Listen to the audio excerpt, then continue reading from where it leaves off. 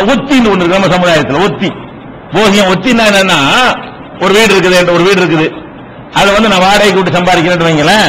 எனக்கு ஒரு நெருக்கடியா இருக்கும், உனக்கு 1 லட்ச ரூபா அவசரமா 2 லட்ச ரூபா தேவைப்படும்.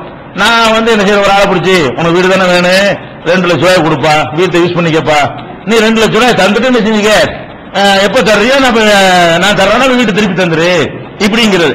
இப்ப ஒரு பெரிய தொகையை கொடுத்துட்டு ஒருவனுக்கு சொந்தமான ஒரு இடத்தை வந்து நாம வந்து வாடகை கொடுக்காமல் பயன்படுத்துவது, இதான் ஒத்திங்கிறது.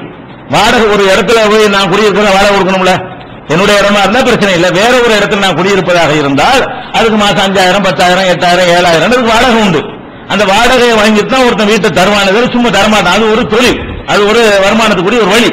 அவனுடைய நெருக்கடி என்ன செய்யுது, ஒரு 5 லட்ச ரூபா அவசரமா தேவைப்படுதுங்கும் போது, இந்த பெரிய வீடு பார்த்துட்டியா, இது வந்து நீ ஒன்று தவிர போறேன், நீ 5 லட்ச ரூபாய் கொடு, எனக்கு அந்த நெருக்கடி போகட்டும், நான் பணம் எப்ப தேவை பண்றனோ அப்ப உன்னை தந்துட்டு என்ன செய்யறேன், உன்னை காலி பண்ணிக்கிறேன், அது வரைக்கும் இந்த வீட்டை வச்சுக்க அப்படின்னு நம்ம கொடுக்கறாங்க. இதுல என்னன்னு கேட்டா 2 விஷயம் இருக்கிறது. ஒரு 5 லட்சம் ரூபாயை நம்ம கொடுக்கும் பொழுது அதுக்கு ஒரு செக்யூரிட்டி வேணும்ல. 5 லட்சம் ரூபாய் ஒரு ஆளு கொடுக்கணும்னு சொன்னா அவன் திருப்பி தராட்டி என்ன பண்றது, புடிமானம் வேணும். புடிமானமா நகையை வாங்கி வச்சுக்கிற மாதிரி வீட்டை வாங்கி வச்சுக்கிறோம், தப்பு கிடையாது. ஒத்திக்கு நீ என்ன செய்யலாம், வீட்டை வாங்கலாம், வாங்குற தப்பு கிடையாது. ஏன்னா அவன் தராட்டி என்ன பண்றது, 5 லட்ச ரூபாய் சும்மா கொடுத்து நம்ம வருமான ஒரு ஆதாரம் இல்லாம நிக்க முடியுமா? பேப்பர் ஆதாரத்தை வச்சுட்டு கிளைம் பண்ணி வாங்கலாமா அந்த காலத்துல? அதெல்லாம் முடியாது. கோர்ட்டுக்கு போனா 25 வருஷம் ஆகும். அது நடக்க நடைமுறைக்கு சாத்தியம் கிடையாது.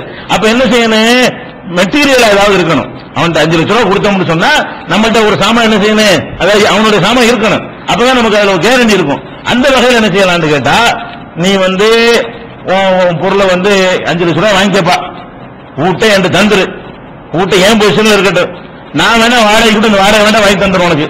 பண்ணுங்களா, பொசிஷன் என்கிட்ட தான் இருக்கு, வீடு வந்து என்கிட்ட தான் இருக்கும், என்னுடைய வீடு மாதிரி தான் நான் வச்சிருப்பேன். ஆனால் அதுல இருந்து வரக்கூடிய ஆதாயத்தை நீ அறிஞ்சிக்க. எதுக்கு இந்த வீட்டை நான் வச்சிருக்கிறேன், நீ ரூபாயை தராம ஏமாத்திடக்கூடாது, ஒரு குடிமானத்தான் வச்சிருக்க அப்படின்னு செய்தால் அது அடமானம்.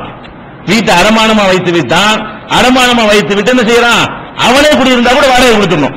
இப்ப நானே ஒரு ஒத்திங்கிற ஒரு 5 லட்சம் ரூபாய் கொடுத்துட்டு நான் அந்த வீட்டுல குடியிருக்கிறேன் கேட்டா, இந்த வீட்டுடைய ரெக்கார்டு பொசிஷன் நான் வாங்கி வச்சுக்கிற வேண்டியது. கொண்ட பத்திரத்தெல்லாம் கொடு, என் பேர்ல இருக்கட்டும், நீ எப்போ ரூபா வரைய பத்திரத்தை வாங்கிட்டு போ, அது வரைக்கும் உங்க வீட்டுல குடியிருக்கிறேன்னா மார்க்கெட்ல என்ன வாடகை வாங்கிட்டு போ அப்படின்னு சொன்னால் அது ஒண்ணு தப்பு கிடையாது. குடிமானம் இல்லாம எதையும் கொடுக்க இயலாது. இப்ப என்ன நடக்குது தெரியுமா, அப்படி வந்து அவங்க செய்யாம என்ன செய்யறாங்கன்னா, வீட்டுல உட்காந்துட்டு வாடகை கொடுக்கறதே கிடையாது.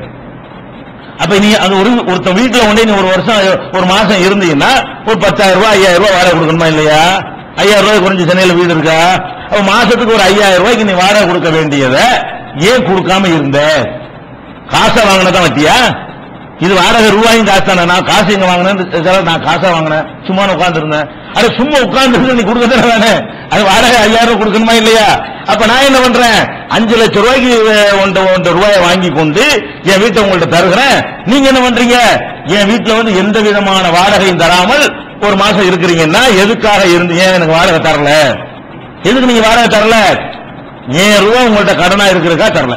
அதான் மேட்ரு. 1000 ரூபாய் உங்கள்ட்ட இருக்கிறது, உங்க ரூபாய் என்கிட்ட இருக்கிறதுனாலயோ 1000 ரூபாய் உங்கள்ட்ட இருக்கிறதுனாலயோ இந்த 5,000 ரூபாய் நீங்களும் நானும் இழக்கணும். இதான மேட்ரு. அப்ப இந்த 5,000 ரூபாய் கொடுக்காம பயன்படுத்துறமே, அப்ப அந்த எவ்வளவு வாடகை மார்க்கெட்ல வருமோ அந்த வாடகையை நீ வட்டியா வாங்கி திங்கிறேன்னு அர்த்தம். நீ வாடகை கொடுக்கல என்று சொன்னா 5,000 ரூபாய் மதிப்புள்ள வாடகையா இருந்தா நீ அந்த ரூபாய்க்கு 5,000 வட்டி வாங்குற. 10,000 ரூபாய் மதிப்புள்ள வாடகையா இருந்தால் ஒத்திங்கிற பேர்ல அவன் வீட்டை வாங்கி வச்சுக்கிட்டு அவனுடைய 10,000 ரூபாய் அவன்கிட்ட இருந்து என்ன செய்யற, அவனுக்கு போக வேண்டிய காசானது. இந்த ரூபாய் புடிமானத்துக்கு ரூபாயை கொடுத்து ஓகே, அதை பயன்படுத்தி அதுல இருந்து வரக்கூடிய ஆதாயத்தை நீ அடைஞ்சிட்டு இருந்தேன்னு சொன்னா அது என்ன அர்த்தம்? அதுக்கு நேரடி வட்டி செஞ்சுட்டு போயிடலாமே. நேரடி 5 லட்சம் ரூபாய் வட்டி கொடுத்து சம்பாதிச்சுட்டு போயிடலாமா? அப்ப ரெண்டுக்கு என்ன வித்தியாசம்? அப்ப அந்த மாதிரி ஒத்திங்கிற ஒரு வகையில சர்வசாதாரணமா நம்ம சகோதரர்களை இந்த வாடகை மிச்சப்படுத்துறவங்க பேர்ல என்ன செய்யறாங்க, இந்த ஒரு வேலையை அவங்க செய்து கொண்டிருக்கிறார்கள். ஆனா அதுல இன்னொரு விஷயம், கமர்சியலா பார்த்தாலும் பெரிய லாபம் ஒண்ணும் கிடையாது.